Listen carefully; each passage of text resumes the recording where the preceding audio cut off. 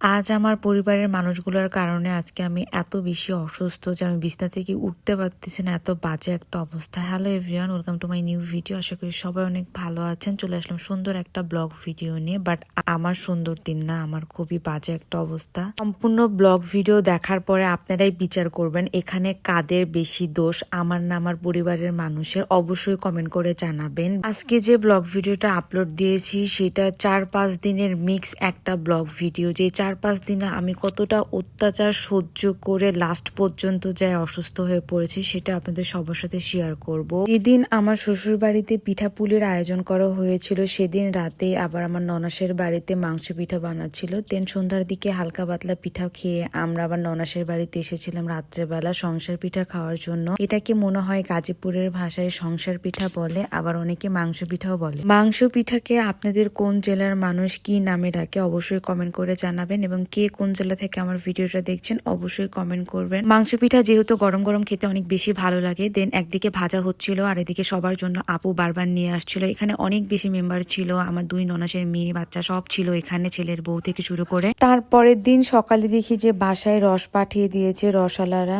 আব্বা যেহেতু বলে আসছিল রসালাদের যে বাসায় রস পাঠিয়ে দেওয়ার জন্য, যেহেতু অনেক বেশি মানুষ আর সবাই রস খেতে চেয়েছিল, যেহেতু সকালবেলা আমরা যেতে পারবো না। ডিসেম্বর মাসটা এত ভ্যাবাচাকার একটা মাস যে কি বলবো। সবাই ছুটিতে যে যার যার বাবার বাড়িতে আসে, আর আমি বাবার বাড়ি শ্বশুর বাড়ি করতে করতে আমার একদম ভ্যাবাচাকা একটা অবস্থা হয়ে যায়। দেন সকালের নাস্তা শেষ করে আমি শ্বশুর বাড়ির সবাইকে রেখে বাবার বাড়িতে চলে আসছিলাম, কারণ বাবার বাড়িতে আমার 2 ভাইয়া এসেছে। দেন সবার সাথে থাকবো, আনন্দ করব, এই জন্য আমি ছটপট করে সব বাচ্চা কাচ্চাদের কাছে চলে আসছি। আমার এই যে জান বাচ্চাগুলা, তাদেরকে ছাড়া তো আমার একদমই বেশি ভালো লাগে না। তারা আসবে বাসায় আর আমি আসবো না, তা তো হতেই পারে না। দুপুরের খাওয়া দাওয়া শেষ করে সব বাচ্চা কাচ্চাদের নিয়ে উঠানে সব মজা করছিলাম। আর এই যে ছোট্ট ছানাটাকে নিয়ে সবাই যে কি টানা হিসড়া করে, মানে কি বলবো। ও শান্ত বলে একদম চুপ থাকে, আর এদিকে কে আগে নিবে কে পরে নেবে সেটা নিয়ে যুদ্ধ শুরু হয়ে যায়। এদিকে আমার ছোট্ট মাটা আমার হাতটা ধরেছিল। মাশাআল্লাহ, সবাই লিখবেন জীবনটা বড়ই অদ্ভুত।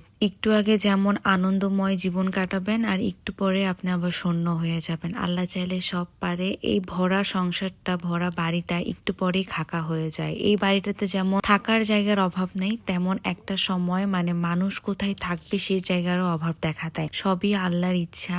আল্লাহর কাছে এটাই চাওয়া যে সারা জীবন যেন পরিবারের সব মানুষগুলাকে নিয়ে এভাবে একসাথে থাকতে পারি। আলহামদুলিল্লাহ। এখন বর্তমানে এই বাসাটাই কেউ নাই, স্টিল নাও এখন এই বাসাটাই কেউ নাই। সবাই যে যার যার বাসায় চলে গেছে, আর আমিও সুস্থ হয়ে গেছি। যখন বাসায় সবাই ছিল হুট করে আমি নিজে অনেক বেশি অসুস্থ হয়ে গিয়েছিলাম। মাত্র একটা দিন পরিবারের সব মানুষের সাথে ছিলাম। পরে আসার ইচ্ছা ছিল কিন্তু অসুস্থতার কারণে আমি আসলে আসতে পারি নাই। 4-5 দিনের এক টানা এই ধরনের তেলযুক্ত খাবার খেতে খেতে আমার পেটের অবস্থা খুবই খারাপ হয়েছিল। মানে এত বেশি ব্যথা হয়েছিল যে আমি লাস্ট 2 দিন আমি বিছানা থেকে উঠতেই পারি নাই। তারপর সকালের নাস্তা শেষ করে সেই দিনে আমি আবার সকালের দিকে আমার ননাসের বাসায় চলে গিয়েছিলাম, তাদের বাসার দাওয়াতে। মানে কারো বাসায় আমি মিস দিতে পারছিলাম না, যেহেতু সবাই রিলেটিভ। সকাল থেকে আমার অনেক বেশি খারাপ লাগছিল, কিন্তু বুঝতে পারছিলাম না যে আসলে কি হতে চলেছে। মানে এত বেশি খারাপ লাগছিল। খিদাও লেগেছে, আবার ভাতও খেয়েছি সবার সাথে,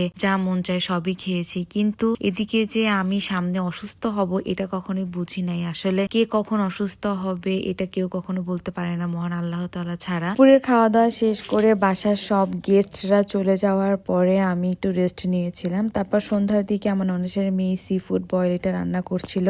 এটা অনেক বেশি মজাও হয়েছিল, কিন্তু সন্ধ্যা থেকে আমার অবস্থা খুবই খারাপ ছিল। দেন এটা আমি সেভাবে মজা করে খেতে পারি নাই, জাস্ট অল্প একটু খেয়েছিলাম, কিন্তু টেস্ট করাতে দেখেছি অনেক বেশি মজা ছিল। দেন বাসায় সবাই টেস্ট করেছে। সন্ধ্যা থেকে গায়ে হালকা হালকা জ্বর আর পেটে ব্যথা করছিল। বুঝতে পারি নাই যে এটা এত বেশি বাড়বে। আস্তে আস্তে রাতও বাড়ছিল আর আমার পেটের ব্যথা আর জ্বরও বাড়ছিল। 5-6 দিনের এত বেশি তেলযুক্ত খাবার খাওয়ার জন্য মানে আমার পেটের অবস্থা খুবই খারাপ হয়ে যায়। আমার জ্বরও চলে আসে, মানে খুবই বাজে একটা অবস্থা ফেস করেছি। আলহামদুলিল্লাহ এখন ভালো আছি। সবাই আমার জন্য দোয়া করবে। আজকে ভিডিওটা এই পর্যন্তই। সবাই আল্লাহ হাফেজ।